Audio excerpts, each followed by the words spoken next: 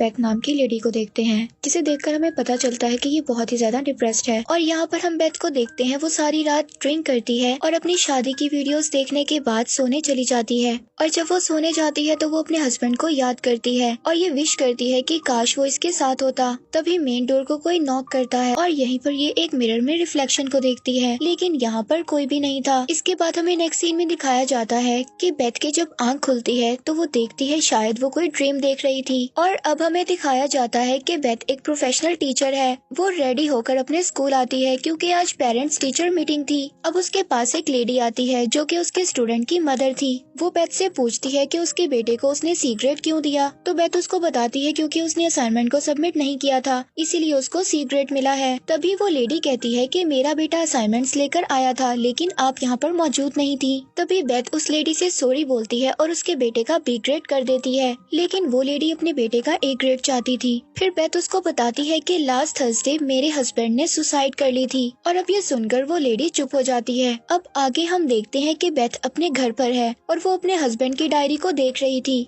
जिसमें उसके हस्बैंड ने एक हाउस की स्केच को बनाया हुआ था जो कि एक लेक के पास था। लेकिन बेथ यहाँ पर नोटिस करती है कि उसने सारे रिवर स्केचेस भी बना रखे हैं, जैसे कि शायद कोई मिरर इमेज हो। लेकिन यहाँ पर बेथ को कुछ भी समझ नहीं आता। अब वो डायरी को वापस रखकर सोने के लिए चली जाती है और फिर अगले दिन सुबह को उसका म्यूजिक सिस्टम खुद ब खुद बजने लगता है। और साथ ही वो फोन चेक करती है और देखती है कि ओवन का मैसेज आया हुआ था और साथ ही कोई वॉइस की आवाज आती है। और जब वो विंडो के पास जाकर देखती है तो उसको अपना हस्बैंड ओवन नजर आता है जो कि लेक वाले हाउस के पास खड़ा था। और तभी यहाँ पर बेथ की आंख खुल जाती है, जिससे पता चलता है कि शायद बेथ कोई ड्रीम देख रही थी और अब वो उस ड्रीम से बहुत ज्यादा डर जाती है। और फिर वो अपने हस्बैंड के फोन को चार्ज कर चेक करती है, लेकिन यहाँ पर उसको कोई भी मैसेज नहीं मिलता। और जब वो फोन की गैलरी को चेक करती है तो उसमें उसे एक लड़के की तस्वीर मिलती है जो कि शायद एक साइड पोस्ट से ली गई थी। और अब उसे वो लड़की अपने जैसे ही लग रही थी। और अब वो अपनी फ्रेंड के पास जाकर मोबाइल में उसको वही तस्वीर दिखाती है और उसकी फ्रेंड उसको कहती है कि शायद ये तुम ही हो। लेकिन बेथ उसको कहती है कि मेरे पास ऐसे कोई भी कपड़े नहीं है। अब उसकी फ्रेंड क्लैरा उसको कहती है कि इन सब बातों को छोड़ दो और बस अपने हस्बैंड के साथ गुजारे हुए अच्छे मोमेंट्स को याद करो और शायद वो भी तुम्हें चीट कर रहा था। इसके बाद बेथ और उसकी फ्रेंड एक बार में जाते हैं और वहाँ पर बहुत ज्यादा ड्रिंक करते हैं। इसके बाद बेथ की फ्रेंड उसको घर छोड़ने आती है। तभी बेथ उसको एक स्टोरी सुनाती है कि जब वो 17 साल की थी उसका एक बहुत ही बुरा एक्सीडेंट हुआ था और उसकी कार खाई में गिर गई थी। उसके लंग्स फट गए थे और उसका हार्ट तकरीबन 4 मिनट के लिए बंद हो गया था, मगर किसी तरह उसे डॉक्टर्स ने बचा लिया। ये स्टोरी सुनाते सुनाते बेथ सो जाती है और फिर एक ही दम से उसके घर का म्यूजिक सिस्टम बहुत जोर से बजने लगता है और बेथ डर से उठ जाती है। और अब वो देखती है कि वो घर पर अकेली है और बहुत जोर से चिल्लाती है और कहती है कि जो भी है सामने आओ। और फिर वो देखती है कि कुछ लड़कियां उसके घर के पीछे से आ रही हैं और लेक में जाकर कूद जाती हैं। लेकिन बेथ लाइट से लेक में देखती है लेकिन यहाँ पर कुछ भी नहीं था। तभी दूसरे लम्हे वो एक दूसरे घर को देखती है जो कि लेक के दूसरे पार था और वो फौरन वहाँ से गायब हो जाता है। तभी उसके कान में कुछ विस्परिंग होती है और फिर वो हिम्मत कर बोट की तरफ जाती है जहाँ पर ब्लड में लगे फुटप्रिंट्स थे। और यहाँ पर उसको एहसास होता है कि शायद उसके हस्बैंड की सोल उसके आसपास है। और जब वो उसे टच करने की कोशिश करती है तभी वो अचानक से वहाँ पर बेहोश हो जाती है। और अब जब उसकी आंख खुलती है तो वो देखती है कि वो लेक के दूसरे पार थी जहाँ पर उसी के जैसा एक घर था। और यहाँ पर वो देखती है कि उसके जैसी लड़कियाँ अलग अलग रूम्स में हैं जो कि उसके हस्बैंड ऑन के साथ हैं। और जब वो घर के अंदर जाती है तो बेथ की आंख खुल जाती है, लेकिन यहाँ पर वो रियल वर्ल्ड यानी अपने घर के अंदर ही थी।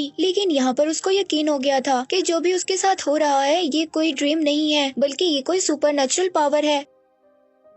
और फिर वो अपने हस्बैंड का फोन चेक करती है जिसमें उसे बहुत सारी लड़कियों की तस्वीरें मिलती हैं जो लड़कियां दिखने में उसी के जैसी थी। और फिर वो इन्वेस्टिगेशन करने के लिए लेक के दूसरी तरफ जाने लगती है। तभी उसका नेबर उसको फॉरेस्ट के पास मिलता है और उसको रोकता है कि फॉरेस्ट में वो अकेली ना जाए, लेकिन वो अपने नेबर की नहीं सुनती और वहाँ पर चली जाती है। अब बेथ को वहाँ पर फॉरेस्ट में एक घर नजर आता है जो कि बिल्कुल उसके घर जैसा ही था लेकिन बहुत ज्यादा खराब हालत में था। और अब जब वो घर के अंदर आती है तो वहाँ पर उसको एक डॉल मिलती है जिसके अंदर बहुत ज्यादा पिन्स थी। ये देखकर उसे ये बात तो कंफर्म हो गई थी कि शायद ये कोई काला जादू है। इसके बाद वो अपने नेबर के घर दोबारा जाती है और उससे पूछती है कि तुम मुझे क्यों रोक रहे थे, तुम शायद मेरे हस्बैंड के बारे में कुछ जानते हो, उसके गलत कामों के बारे में तुम्हें कोई इन्फॉर्मेशन है। अब उसका नेबर उसको बताता है कि उस घर में उसने उसके हस्बैंड के साथ एक लड़की को देखा था और उसको इसीलिए कुछ नहीं बताया था कि शायद उसकी लाइफ इस बात से खराब हो। अब बेथ वापस घर जाकर अपने हस्बैंड की चीजों को देखने लगती है। वहाँ पर उसे 2 बुक्स मिलती हैं हैं जो कि एक काले जादू की थी। और उस बुक को पढ़ने के बाद बेथ को कुछ भी समझ में नहीं आता। वो गुस्से में उस डॉल को नीचे फेंक देती है जो डॉल उसे फॉरेस्ट वाले घर से मिली थी। लेकिन वो डॉल गिरने के बावजूद दोबारा सीधी खड़ी हो जाती है और फिर अचानक से बेथ को अपने ऊपर वाले फ्लोर से कुछ आवाजें आने लगती हैं। वो जब जाकर देखती है तो वहाँ पर उसे एक आदमी की सोल नजर आती है। जब वो उसे देखती है तो वो अपना सर उसकी तरफ घुमा लेता है, जिसे देखकर वो बहुत ज्यादा डर जाती है। और फिर अगले दिन बेथ बुक स्टोर पर जाती है जहाँ से ये बुक्स खरीदी गई थी। और बुक स्टोर में इसे वही लड़की नजर आती है जिसकी पिक्चर इसने अपने हस्बैंड के मोबाइल में देखी थी। और फिर वो उस लेडी से अपने हस्बैंड के बारे में पूछती है, जिसे सुनकर वो थोड़ी सी शॉक्ड हो जाती है। वो लेडी उसको बताती है कि शायद वो उसके हस्बैंड को जानती थी, लेकिन उनका आपस में कोई भी ऐसा रिलेशन नहीं था। इसके बाद बेथ अब अपनी फ्रेंड के पास जाती है और उसको सब चीजों के बारे में बताती है जो उसके साथ कुछ दिनों से हो रहा था। और उसके फ्रेंड ये सब सुनने के बाद कहती है कि तुम अपने हस्बैंड ओवन के बारे में सोचना छोड़ दो, क्योंकि अब वो मर चुका है। और फिर जब रात को बेथ दोबारा अपने घर वापस आ जाती है तो वही लेडी उससे मिलने आती है जिसको उसने बुक स्टोर में देखा था। अब वो उसको बताती है कि वो उसके हस्बैंड को इतनी अच्छी तरह नहीं जानती, वो बस आपस में अच्छे फ्रेंड्स थे। और वो लेडी उसको बताती है कि तुम्हारा हस्बैंड तुम्हें बहुत चाहता था। अब ये सारी बातें बताकर वो लेडी वहाँ से चली जाती है। इसके बाद बेथ बहुत ज्यादा ड्रिंक कर लेक के दूसरी तरफ घर में चली जाती है और यहाँ पर वो अपने हस्बैंड की सोल को बुलाने की कोशिश करती है, लेकिन वो यहाँ पर नहीं आती। तभी उसका पाँव वहाँ पर स्लिप हो जाता है। लेकिन जब लाइट से वो नीचे की तरफ देखती है तो वहाँ पर बहुत ज्यादा डेड बॉडीज थी, जिसे देखकर बेथ बहुत ज्यादा डर जाती है। अब बेथ वहाँ से डरकर भाग जाती है और अपने घर में बैठकर इस बात को सोच रही होती है कि ओवन ऐसा नहीं कर सकता। और वो रोते हुए अपने हस्बैंड को याद करने लगती है। तभी वहाँ पर उसे एक प्रेजेंस फील होती है और बेथ देखती है कि वॉशरूम के मिरर पर हेयर लिखा हुआ है। और यहाँ पर बेथ जाती है और फील करती है कि शायद ये उसके हस्बैंड की सोल है और वो सोल भी शायद बेथ को फील कर रही थी। लेकिन वहीं पर अचानक से एक विस्परिंग होती है और तभी झटके से बेथ उस सोल को छोड़ देती है। लेकिन बेथ जब वॉशरूम से बाहर जाने लगती है तो वॉशरूम का दरवाजा खुद से बंद हो जाता है और उसके मिरर में वो देखती है कि उसी की जैसी कोई लड़की है जिसे उसका हस्बैंड मार रहा है। तभी एक सोल बेथ का भी गला दबा देती है और उसको दरवाजे में मारती है। तभी वहाँ का दरवाजा खुल जाता है। इसके बाद बेथ अपने बेडरूम में जाती है और वहाँ पर देखती है कि बहुत सारी लड़कियों की सोल्स हैं जो कि छुपने की कोशिश कर रही हैं। और फिर से बेथ अपने हस्बैंड को देखती है जो कि किसी लड़की को मार रहा था। अब बेथ ये बात नोटिस करती है कि उसके साथ वहाँ पर कोई और सोल भी है और वही उसको खींचकर दूसरे रूम में ले जाती है और वो बेथ को वहीं पर ले जाती है जहाँ पर उसके हस्बैंड ने सारे मर्डर किए थे। और एंड में वो देखती है कि उसने अपने सर को अपने हस्बैंड की गोद में रखा हुआ है। और फिर से यहाँ पर उसके हस्बैंड के कान में कुछ विस्परिंग होती है और वो उसका गला दबाने की कोशिश करता है, लेकिन वो उसका गला नहीं दबा पाता। तभी बेथ उस परछाई से पूछती है कि तुम कौन हो।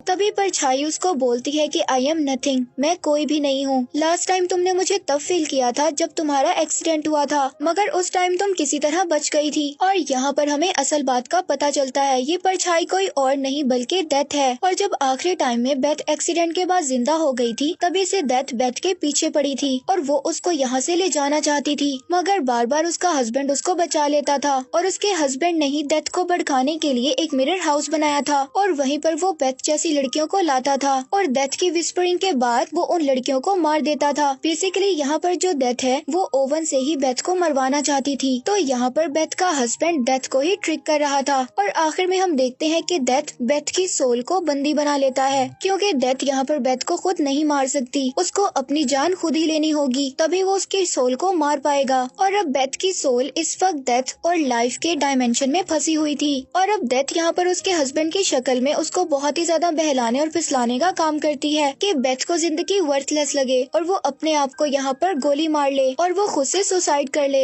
लेकिन तभी वहाँ पर उसकी फ्रेंड आ जाती है और वो बेथ को चिल्ला चिल्ला कर जगाने की कोशिश करती है। दूसरी दुनिया में बेथ को अपनी फ्रेंड की आवाज सुनाई देती है। तभी वो होश में आ जाती है और देखती है कि सुबह हो चुकी है और वो बोट में गन लेकर बैठी हुई है। तभी उसकी फ्रेंड स्विमिंग करते हुए बोट के पास आती है और उसे किनारे तक लेकर आती है। और अब यहाँ पर हमें ये बात पता चलती है कि बेथ के हस्बैंड ने सुसाइड क्यों किया था और वो यहाँ पर समझ गया था कि डेथ उसकी वाइफ को मरवा ही देगी, इसीलिए वो इस बात से सुसाइड कर लेता है। इसीलिए उसने खुद को ही मार लिया क्योंकि वो अपनी वाइफ को नहीं मारना चाहता था। वो बेथ से बहुत ज्यादा प्यार करता था। और तभी वहाँ पर उसका नेबर भी आ जाता है और बेथ से पूछता है कि तुम्हें क्या हुआ है। तभी बेथ उसको कहती है कि मुझे कुछ नहीं पता कि मेरे साथ क्या हुआ है। और तभी वो यहाँ पर बोट के पास एक सोल की प्रेजेंस को फील करते हैं और यहीं पर मूवी एंड हो जाती है।